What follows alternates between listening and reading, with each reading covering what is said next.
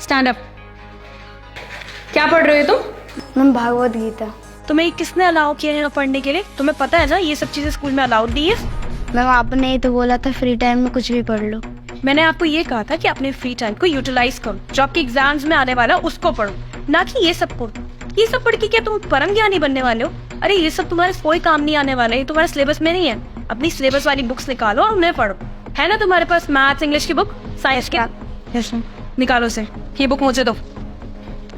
और हाँ, ये सब पढ़ के ना तुम्हें कुछ अचीव नहीं होने वाला। अगर अपनी जिंदगी में कुछ अचीव करना चाहते हो ना तो इंग्लिश सीखो, उसको ढंग से बोलना सीखो। अगर तुम इंग्लिश अच्छे से बोलोगे ना तो तुम्हारी लाइफस्टाइल सुधरेगी, तुम्हें अच्छे पैसे मिलेंगे, अच्छी जॉब मिलेगी, इवन तुम फॉरेन में भी जाके जॉब कर सकते हो।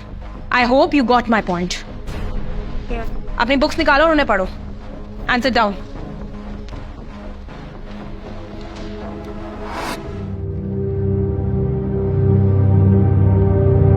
युवराज, मैंने तुम्हें बोला था ना कि ये धार्मिक बुक स्कूल्स में अलाउड नहीं है। समझाया था ना मैंने कल, फिर क्यों लेके आए हो ये? तुम्हारे शूज कहाँ है? मैम मैं घर पे हनुमान चालीसा का पाठ करना भूल गया था, इसलिए कर रही हूँ। मैम वैसे भी तो अभी लंच टाइम चल रहा है। वाह नाइस। अब तुम्हारे को ये सारी बुक्स ये सिखा रही है ना कि अपने टीचर से कैसे आर्ग्यूमेंट्स करने हैं, अपने बड़ों से कैसे आर्ग्यूमेंट्स करने हैं। एक काम करो, ये बुक मुझे दो। I teach you a lesson.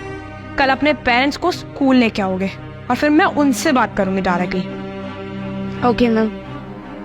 बैठो और शूज पहनो।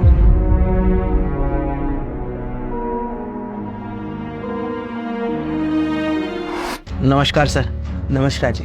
मैं युवराज का पापा हूँ। इसने मुझे बताया कि आपने मुझे बुलाया। क्या हुआ, कुछ गलती की क्या इसने? दरअसल इसकी क्लास टीचर ने आपको बुलाया था। मुझे नहीं पता इसने क्या किया है। मैं इसकी क्लास टीचर को बुला देता हूँ, वही आपको बताएगी कि आखिर इसकी गलती क्या है। हर्षिता मैम को बुलाओ।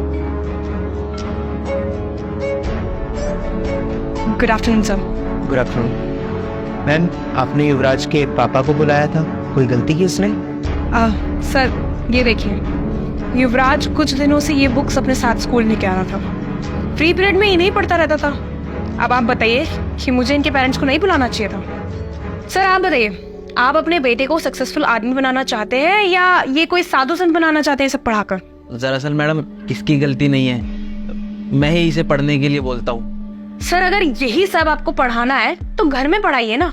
अपने बेटे को इतने अच्छे स्कूल में क्यों भेजते हैं? क्यों अपना पैसा बर्बाद कर रहे हैं? अरे सबसे बेस्ट प्लेस है गुरुकुल में, पढ़ाइए। क्यों मैम, क्या ये किताबें पढ़ना गलत है? देखिए सही और गलत का तो मुझे पता नहीं, लेकिन मैं इतना जानती हूँ कि ये सब हमारे स्कूल में नहीं पढ़ाया जाता और ना ही अलाउड है। अगर आपको पढ़ाना है आप घर पे पढ़ाइए, कहीं और पढ़ाइए, लेकिन ये स्कूल में नहीं लेके आएगा। That's it. लेकिन मैडम अगर मेरा बच्चा इन सब की जगह अगर इंग्लिश नॉवल पढ़ रहा होता या कोई और किताब पढ़ रहा होता तो शायद आपको दिक्कत नहीं होती ना। अगर आपका बेटा इंग्लिश नॉवल पढ़ेगा तो उसकी इंग्लिश वोकैबुलरी बढ़ेगी। अरे वो आगे जाके इंग्लिश में काफी अच्छे तरीके से अपने आप को प्रेजेंट कर सकता है। दैट इज ग्रेट ना। तो मैम आपने वो इंग्लिश किताब तो पढ़ी होगी, the 7 habits of highly effective people. Of course. उनमें जिन 7 आदतों के बारे में जिक्र किया गया ना मैम, वो सब हमारी भागवत गीता में पहले से ही लिखा। भागवत गीता मैम कोई किताब नहीं है, ये हमारा धर्म है, इतिहास है। इस धरती पर जितनी भी रचनाएं हुई उन सब की लीला इस किताब में। और तो और शायद आपको पता होगा कि जिस अंग्रेजी की आप इतनी तारीफ कर रही हैं ना, वो अंग्रेज भी अपनी यूनिवर्सिटीज़ में भागवत गीता को पढ़ाते हैं। यूके की कैम्ब्रिज यूनिवर्सिटी, जर्सी की द स्टील हॉल यूनिवर्सिटी, इन सब में भगवत गीता को पढ़ाया जाता है। उन्हें शिक्षा दी जाती है अपने धर्म के बारे में। तो जब वो लोग हमारे धर्म के बारे में जानना चाहते हैं तो हम क्यों अपने बच्चों को दूर करते हैं? सर हो सकता है मेरे बच्चे ने गलती की हो। मैं भी जानता हूँ कि प्राथमिक शिक्षा बहुत ज़रूरी है, लेकिन उतनी ही ज़रूरी है हमारी धार्मिक शिक्षा। क्योंकि प्राथमिक शिक्षा तो अर्थ कमाने में सक्षम बनाती है, लेकिन धार्मिक शिक्षा हमारे ये ग्रंथ हमें जीवन जीना सिखाते हैं, हमारे जीवन को सफल बनाते हैं। इसलिए सर मैं अपने बच्चे की तरफ से माफ़ी मांगता हूँ।